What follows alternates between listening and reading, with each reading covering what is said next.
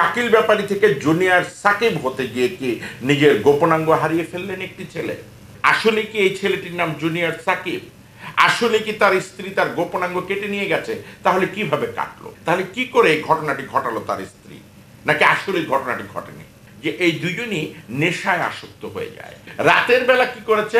বিয়ারের সঙ্গে ঘুমের ওষুধ মিশিয়ে ছেলেটিকে খাইয়ে দিয়েছে তার স্ত্রী, এবং সকালবেলা সে তার গোপনাঙ্গ কেটে হাতে নিয়ে বসে আছে। যেসব নারীরা অতিরিক্ত সাইকো থাকে অথবা অতিরিক্ত ওই ছেলেটির প্রতি প্রেমে থাকে, সেই নারীরা গোপনাঙ্গ কেন আরো অনেক কিছু কেটে ফেলতে পারে। সময়ের দাবি পুরুষ নির্যাতন আইন যেন জাতীয় সংসদে কোনো মহান এমপি খুব দ্রুত তুলবেন এবং এই আইনটি পাশ হবে। হ্যাঁ, আমি সেই ছেলেটির কথাই বলছি। সমসাময়িক সময়ে একটি ছেলে জুনিয়র সাকিব নামে মিডিয়াতে অনেকটা প্রচারিত হয়েছে এবং অনেকটা পরিচিতিও পেয়েছে। সে গত কয়েকদিন আগে তার স্ত্রী তার গোপনাঙ্গটি কেটে নিয়ে যায়। আসলে কি এই ছেলেটির নাম জুনিয়র সাকিব? আসলে কি তার স্ত্রী তার গোপনাঙ্গ কেটে নিয়ে গেছে? তাহলে কিভাবে কাটলো? সে তো নার্স না, সে তো ডাক্তার না। তাহলে কি করে এই ঘটনাটি ঘটালো তার স্ত্রী? নাকি আসলে ঘটনাটি ঘটেনি? সেই সত্য ঘটনাটি এখন আপনাদেরকে আমি জানাতে ছিল। তো এই শাকিল ব্যাপারী প্রথমে একটি ইউটিউব কন্টেন্ট ক্রিয়েটর ছিল এবং সে অনেক ভালো ইউটিউব কন্টেন্ট ক্রিয়েট করত। তারই ধারাবাহিকতায় সে বিভিন্ন জায়গায় নিজের ভিডিও কন্টেন্ট ক্রিয়েটের জন্য যাওয়া আসা করতে এবং অনেকের সাথেই তার পরিচয় ছিল। তেমনিভাবে তার পরিচয় ঘটে আমাদের চলচ্চিত্রের একজন চিত্রনায়িকা সিমি ইসলাম কলি, পাশাপাশি সিমি ইসলাম কলি প্রযোজকও।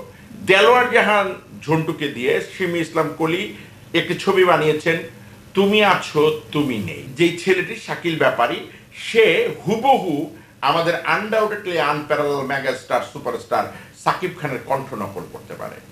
সে যখন এই কণ্ঠটি নকল করে সিমি ইসলাম কলিকে শুনিয়েছিলেন, সিমি ইসলামী কলি প্রথমে বলেছে তুমি তো জুনিয়র সাকিব। কি করে জুনিয়র সাকিবের গোপনাঙ্গটি কেটে ফেলা হলো?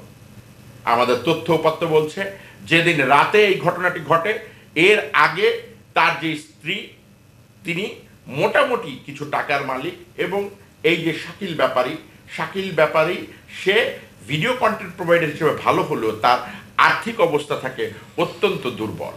একটি আর্থিক অবস্থা যখন নাজুক থাকে, দুর্বল থাকে, সেই মানুষ চায় যে যার আর্থিক সচ্ছলতা আছে এমন একজন মানুষের ঘাড়ে ভর করে মিডিয়াতে এস্টাবলিশড হওয়া। কয় রসিক হিগা বাতেও মরে, হিগা শীতেও মরে। মানে জিগা রসিক, মানে রসিক মানে বুঝছেন, হিগা কমেডি করে আর কি।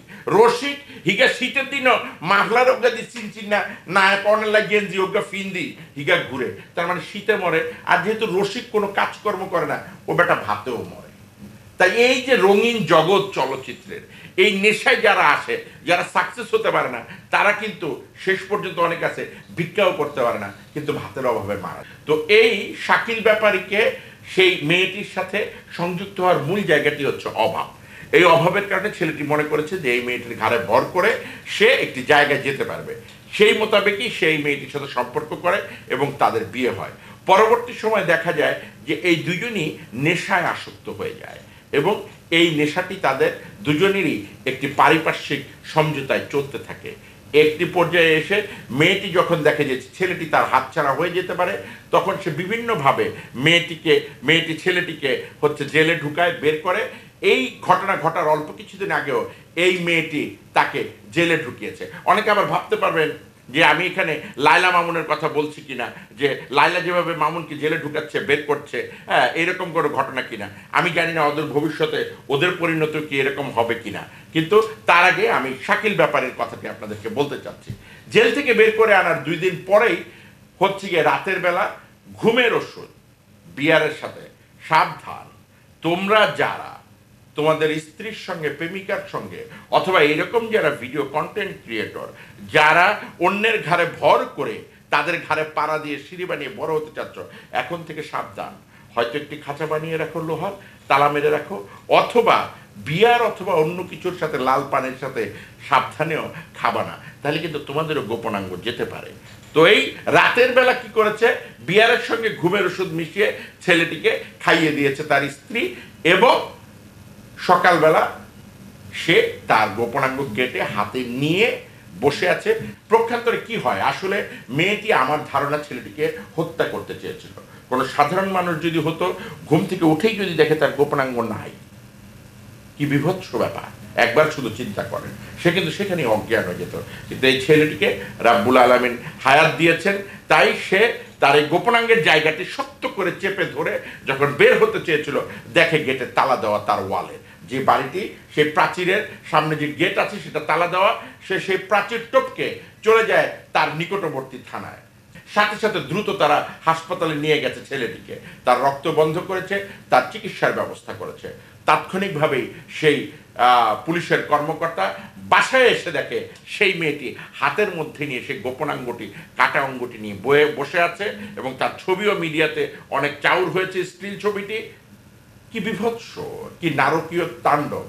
একটি মেয়ে, ডাক্তার না, নার্স না, কি বলে একে, যারা সুন্নতে খাতনা করে সেই ব্যক্তিও না, সে কিভাবে এই গোপনাঙ্গটি কেটে ফেললো? সেই কাটার পরে সে কি দিয়ে কাটলো, কোথায় পেল সেই অস্ত্র? সেই তদন্তের ভার কিন্তু আমরা ছেড়ে দিচ্ছি তদন্তকারী সংস্থার কাছে।